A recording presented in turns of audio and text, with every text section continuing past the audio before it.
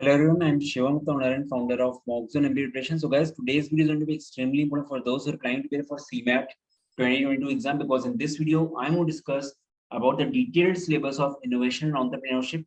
Guys, आपको पता है कि न्यू सेक्शन है और इस बार ये सेक्शन कंपलसरी आपको सबको ये सेक्शन को अटेंड करना ही पड़ेगा। तो काफी लोग के पिंक्स आ रहे हैं, बस जब से नोटिफिकेशन आया है रिगार्डिंग द सिलेबस की क्या कैसे पढ़ना है। गैस, कभी भी कोई नई चीज होती है तो सबसे इंपॉर्टेंट चीज होती है कि आपको एक्चुअली पढ़ना क्या है।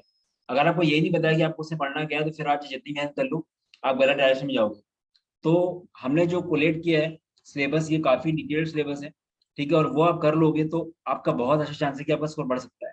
तो कैसे न्यू सेक्शन आने से क्या इम्पैक्ट पड़ेगा कट ऑफ से हम वो भी डिस्कस करेंगे हम लोग। वो इंक्रीज होगा डिक्रीज होगा, ठीक है। बट उससे पहले हम लोग डिस्कस करेंगे सिलेबस कि आपको एक्चुअली पढ़ना क्या है, ठीक है। तो जल्दी से इस वीडियो को लाइक कर दो, लाइक करने से वीडियो ऊपर आ जाएगा, काफी लोग हेल्प हो जाएगी। एंड सब्सक्राइब जरूर कर दो, बिकॉज लगातार वीडियोस बन रहे हैं, beat strategy based video, beat content based video और beat notification based video.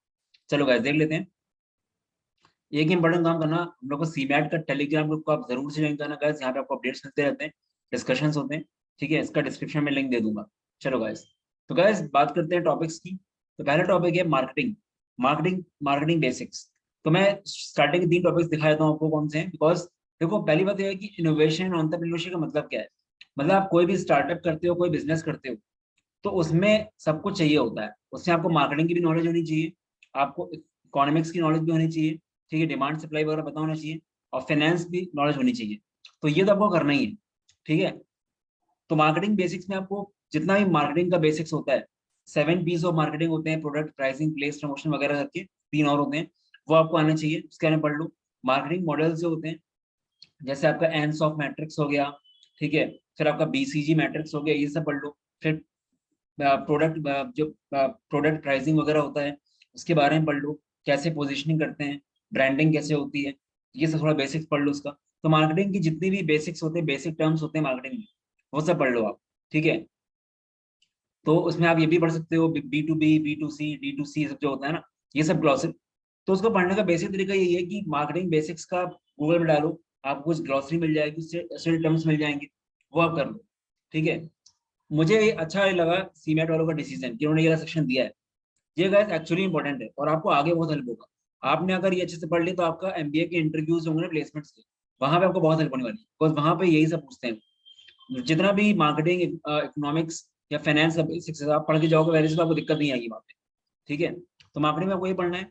Economics में आपको माइक्रो इकोनॉमिक्स, मैक्रो के जितना बेसिक पार्ट है, जीडीपी वगैरह हो गया, जीडीपी कैलकुलेट करने के मेथड्स जो होते हैं, मार्केट स्ट्रक्चर जो होता है, फर्म का स्ट्रक्चर, उसमें आपके परफेक्ट कंपटीशन, ओलिगोपोली, मोनोपोली, ये सब पढ़ना है आपको। इन्फ्लेशन पढ़ लो अच्छे से, डिमांड सप्लाई कर लो।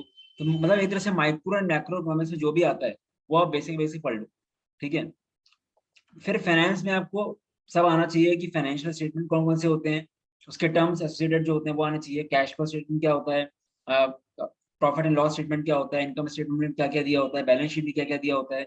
और जो टर्म्स होते हैं, जैसे कि काफी लोगों को पता ही नहीं होता है कि रेवेन्यू या सेल्स को हम लोग टॉप लाइन बोलते हैं, नेट प्रॉफिट को हम लोग बॉटम लाइन बोलते हैं, ये सब टर्म्स होते हैं। तो ये सब आपको आने चाहिए, ठीक है, बिकॉज ये सब यूज होते हैं आपके में। इसके अलावा आपको इक्विटी पता होना चाहिए, इक्विटी क्या होती है, ठीक है, डेट वगैरह पता होना चाहिए, वो सब बेसिक्स। तो जितना भी बेसिक फाइनेंस है वो सब आपको आना चाहिए, ठीक है। Then we have taxes, taxes के बारे में अच्छी नॉलेज होनी चाहिए कि टैक्सेस क्या है, उसके जो कॉर्पोरेट टैक्स होते हैं वो सब क्या होते हैं, जीएसटी क्या होता है, जीएसटी की लिमिटेशन क्या है, मैन्युफैक्चरिंग के लिए क्या जीएसटी है, सर्विस इंडस्ट्री के लिए क्या जीएसटी लगता है, और जीएसटी किस पे लगता है। फिर आपके जो और रेट्स होते हैं, कैश रिजर्व रेशियो, ठीक है, बैंक रेट, रेपो मतलब क्या होता है, रीपर्चेज। तो ये सब आपको पूरा टैक्सेस से रिलेटेड आना चाहिए। मतलब guys, अगर आप कोई स्टार्टअप या कोई बिजनेस कर रहे हो, उसमें जो जो चीजें आपको जरूरत पड़ेगी, आपको वो सबकी नॉलेज होनी चाहिए, ठीक है। आपको हर चीज पड़ेगी, मार्केटिंग की पड़ेगी, इकोनॉमिक्स की पड़ेगी, फाइनेंस की भी पड़ेगी आप, और टैक्सेस वगैरह भी करना पड़ेगा। तो हर चीज आपको आनी चाहिए। देन स्टार्टअप जो है, स्टार्टअप से जो टर्म्स एसोसिएटेड होते हैं वो सब आपको आने चाहिए, ठीक है। जितना भी स्टार्टअप से रिलेटेड कुछ होता है, आपका मतलब ब्रेक इवन हो गया, फाइनेंस की टर्म्स में देख लें अगर तो, या फिर और जो चीजें होती हैं, ये मान लो आपकी, अगर आप कोई वैसा वाला स्टार्टअप कर रहे हो, ठीक है, कुछ फूड फ्रेंचाइजी का, तो एक होरेका एक टर्म होता है, होरेका, ठीक है। तो उसका मतलब होता है होटल, रेस्टोरेंट्स एंड कैफे। तो ये सब टर्म्स आपको आने चाहिए। फिर स्टार्टअप की फंडिंग से रिलेटेड सब कुछ आपको पता होना चाहिए, ठीक है। सीड फंडिंग, एंजल इन्वेस्टर्स क्या होते हैं, प्राइवेट इक्विटी, वेंचर कैपिटल, ये सब आपको आना चाहिए, ठीक है। तो जो भी चीजें होती हैं वो सब आपको आना चाहिए, तो आपको बहुत सारे इंटरनेट में मिल जाएंगी चीजें। ठीक है। फिर ऑन्टरप्रेन्योरशिप के बारे में भी आपको पता होना चाहिए, एंटरप्राइज मेनली होना चाहिए। एंटरप्राइज की कैटेगरीज क्या होती हैं, micro, macro, micro, medium, small, large, इनकी लिमिटेशन क्या है, किस कंपनी को माइक्रो बोलेंगे, किस कंपनी को मीडियम एंटरप्राइज बोलेंगे, ऐसा आपको आना चाहिए। ठीक है। तो मैंने एग्जाम्पल दिया है बस ये। और ऑन्टरप्रेन्योरशिप के बारे में पढ़ लेना। ठीक है। इनोवेशन मैनेजमेंट में कुछ आपको नेट में मिल जाएगा, कुछ अनकॉमन चीजें जो आपको नहीं पता होती है। ठीक है। वो सब आपको आनी चाहिए। तो इनोवेशन मैनेजमेंट की पीडीएफ अगर ढूंढ लेना कहीं से मिल जाए तो पढ़ लेना उसके बारे में, बेसिक बेसिक। ठीक है। देन बिजनेस साइकिल आना चाहिए, बिजनेस मॉडल्स आना चाहिए। ठीक है। और बिजनेस प्लान कैसे बनाते हैं, उसमें क्या क्या होता है, जो इन्वेस्टर्स पिच होती है, स्टार्टअप जब भी आप स्टार्टअप के लिए फंडिंग रेज करने जाते हो, तो इन्वेस्टर्स की जो आपका पिच होता है उसके उसके बारे में पढ़ लेना। ठीक है। ये सब आना चाहिए आपको। देन गाइस आपका फाइनेंस में एक चीज और होती है, टर्म शीट। टर्म शीट वगैरह का भी आना चाहिए कि टर्म शीट कब यूज होती है, जब आपको फंडिंग रेज करनी हो या फिर वैल्यूएशन वगैरह के पर्पस के लिए यूज होती है टर्म शीट। ठीक है। मर्जर्स एक्विजिशन का मेनली पार्ट होता है वो टर्म शीट। वो सब आपको पता होना चाहिए। एक्चुअली डेफिनेशन आपको आना चाहिए, थ्योरेटिकल होना चाहिए सब कुछ, कि आपको आइडिया है इस चीज का। देन टाइप्स ऑफ कंपनीज बहुत इंपॉर्टेंट है।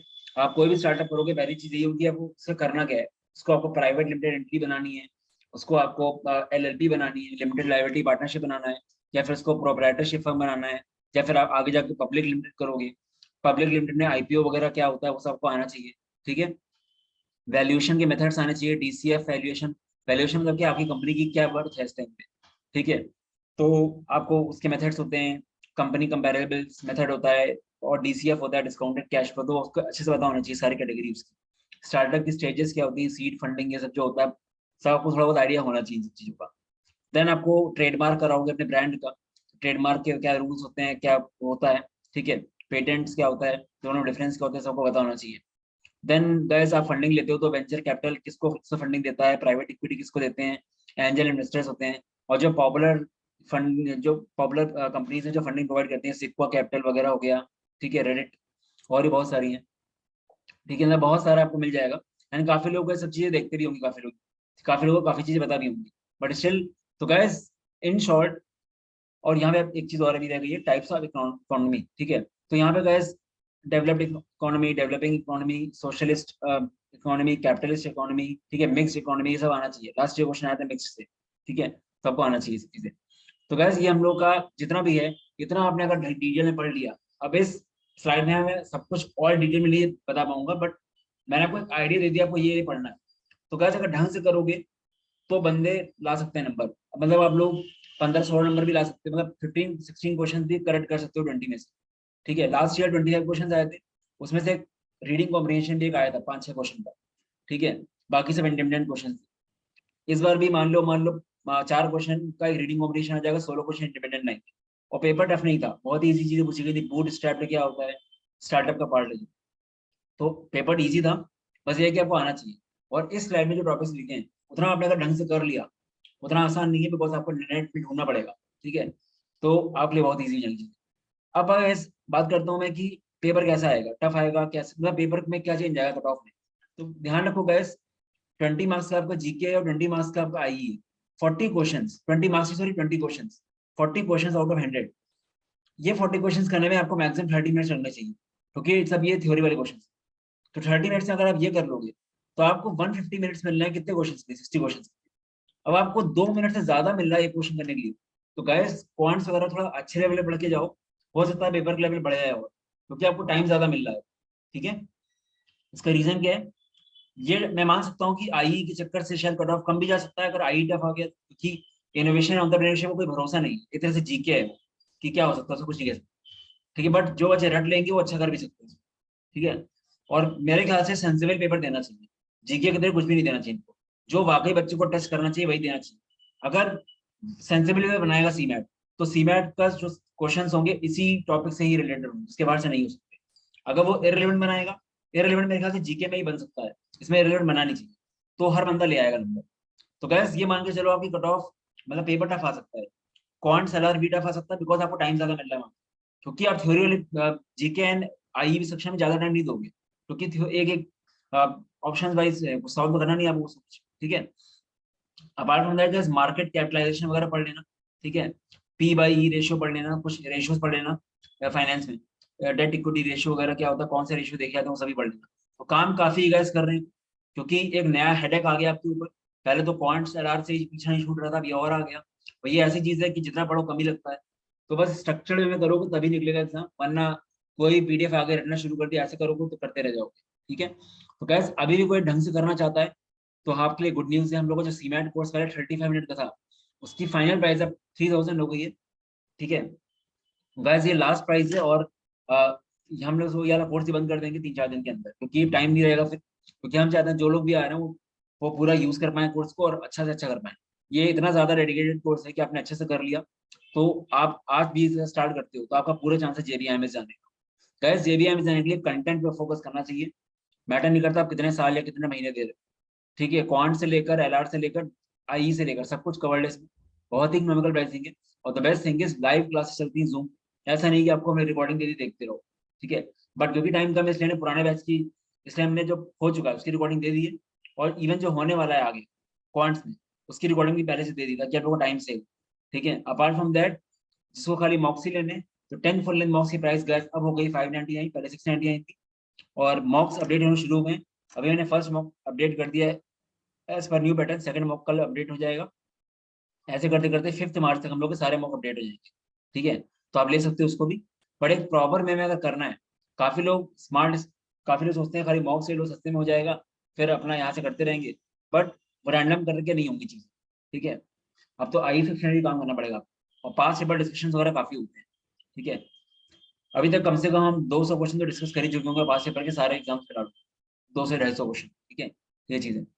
बाकी लास्ट ईयर रिजल्ट से, लास्ट ईयर रिजल्ट तो मतलब लास्ट ईयर तो कोई लाइव क्लास होती ही नहीं, तब ये रिजल्ट, लाइव क्लास होती तो कहाँ होते रिजल्ट्स। ठीक है, तो इस बार तो we are expecting lot more results. So guys this was all about video, all the best, bye bye.